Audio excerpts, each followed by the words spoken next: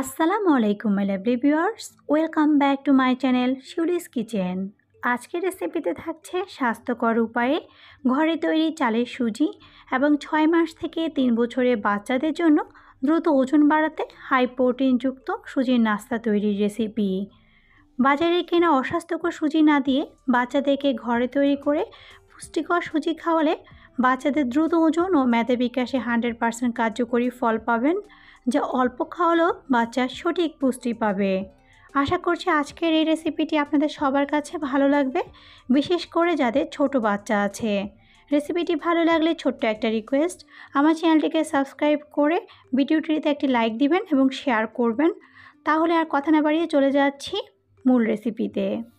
প্রথমেই আমি তৈরি করে দেখাবো চালের সুজি, আর এই জন্য আমি এখানে হাফ কেজি চাল নিয়ে নিয়েছি। আপনারা এখানে যে চাল দিয়ে ভাত রান্না করেন সে চালটাই নেবেন। আমি এখানে চালটা ধুয়ে পরিষ্কার করে নিয়েছি আর একটা ছিদ্রযুক্ত চালনিতে নিয়েছি, এতে করে পানিটা দ্রুত ঝরে যাবে। এখন চুলায় একটি ফ্রাই প্যান বসিয়ে এর মধ্যে চালগুলোকে দিয়ে চুলার আঁচ কমিয়ে একটু টেলে নিব। তবে খুব বেশি ভাজতে যাবেন না, তাহলে আবার চালগুলো ফুটে যাবে, তখন আর সুজি হবে না। মূলত যাদের বাসায় রোদের ব্যবস্থা আছে তারা রোদি দিয়ে শুকিয়ে নিতে পারেন, আর যাদের বাসায় রোদের ব্যবস্থা নেই তারা চাইলে চুলায় এভাবে টেলে নিতে পারেন। এতে করে চালের পানিটা শুকিয়ে চালগুলো ঝরঝরে হবে এবং গ্রাইন্ডারে গুঁড়ো করে নিতে সুবিধা হবে। আমার এখানে চালগুলো হালকা করে টেলে নেওয়া হয়ে গিয়েছে। আমি এখন চালগুলোকে পুরোপুরি ঠান্ডা করে নিব। চালগুলো ঠান্ডা হলে গ্রাইন্ডারে নিয়ে নিচ্ছি। আমি এখন এগুলোকে গুঁড়ো করে নিব। আপনাদের যাদের বাসায় গ্রাইন্ডার নেই তারা চালগুলোকে শিলপাটায় গুঁড়ো করে নিতে পারেন। গ্রাইন্ডারে একসাথে খুব বেশি চাল দিতে যাবেন না, অল্প পরিমাণে চাল দিয়ে তারপরে গ্রাইন্ডারে গুঁড়ো করে নেবেন, এতে করে সহজেই চালটা গুঁড়ো করতে সুবিধা হবে। আমার এখানে চালটা গুঁড়ো করে নেওয়া হয়ে গিয়েছে। আমি এখন চালের গুঁড়াটা একটি ছাঁকনি দিয়ে চেলে নিব, এতে করে সুজিটা নিচে পড়ে যাবে। আর বাকি চালের গুঁড়াটা আবারও গ্রাইন্ডারে দিয়ে আমি সেম প্রসেসে এটাকে ছাঁকনি দিয়ে চেলে নিব। আমার এখানে সুজিটা রেডি হয়ে গেছে। দেখতেই পাচ্ছেন কি সুন্দর চালের সুজি ঘরেই তৈরি হয়ে গেল। বাহির থেকে কিনে আনা চালের সুজিটা কতটা স্বাস্থ্যকর তা নিয়ে কিন্তু প্রশ্ন থেকেই যায়। তাই একটু কষ্ট হলেও কিন্তু এভাবে সুজিটা তৈরি করে আপনারা বাচ্চাদেরকে খাওয়াতে পারেন। এখন চালের সুজিটা ফ্রাই প্যানে টেলে নিব হালকা করে, এতে করে চালের সুজিটা অনেক দিন ভালো থাকবে, কোনো ধরনের পোকায় ধরবে না। আপনারা যদি টালতে না চান তাহলে আপনারা এটাকে কৌটায় ভরে নর্মাল ফ্রিজে রেখে দিতে পারেন। 3 মাস পর্যন্ত সুজিটা ভালো থাকবে। টেলে নেওয়া হয়ে গেলে আমি এখন সুজিটা ঠান্ডা করে কৌটায় ভরে রেখে দিব। যখন প্রয়োজন শুধু তখন রান্না করে নিব। এখন আমি এই স্বাস্থ্যকর চালের সুজিটা কিভাবে আপনারা বাচ্চাদের জন্য তৈরি করবেন তার সঠিক পদ্ধতিটা শেয়ার করব। এভাবে তৈরি করলে বাচ্চাদের ওজন খুব দ্রুত বাড়বে এবং অল্প খেলেও কিন্তু বাচ্চারা সঠিক পুষ্টি পাবে। তার জন্য প্রথমে আমি এখন একটি বাটিতে নিয়ে নিচ্ছি একটা ডিমের কুসুম।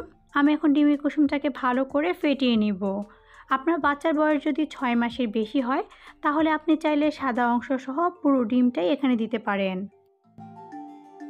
ডিমের কুসুমটা ভালো করে ফেটিয়ে নিয়ে আমি এখন ডিমের কুসুমটাকে এক পাশে রেখে দিচ্ছি, আর অপর পাশের চুলায় আমি এখন একটি হাঁড়িতে সুজি দিয়ে দিচ্ছি 2 টেবিল চামচ, দিয়ে দিচ্ছি প্রয়োজন মতো পানি, আর এখানে দিয়ে দিচ্ছি আমি ফেটিয়ে রাখা সেই ডিমের কুসুম।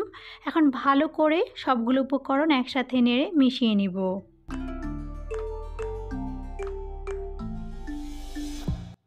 মিশিয়ে নেওয়া হয়ে গেলে আমি এখন চুলাটাকে অন করে দিচ্ছি। এই পর্যায়ে কিন্তু অনবরত নাড়তে হবে, তা না হলে ডিমটা জমাট বেঁধে যাবে। সুজিটা ফুটে আসার পর আমি এখানে 1 চিমটি পরিমাণ লবণ দিয়ে দিচ্ছি।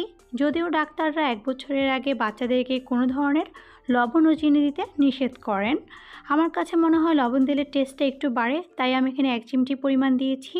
আপনারা চাইলে এটা বাদ দিতে পারেন, তবে আমি সুজিতে কোনো ধরনের চিনি অ্যাড করছি না। তবে আপনাদের বেবিদের বয়স যদি 1 বছরের বেশি হয় তাহলে আপনারা অবশ্যই মিষ্টি দিবেন, এতে করে ওরা মজা করে খাবে।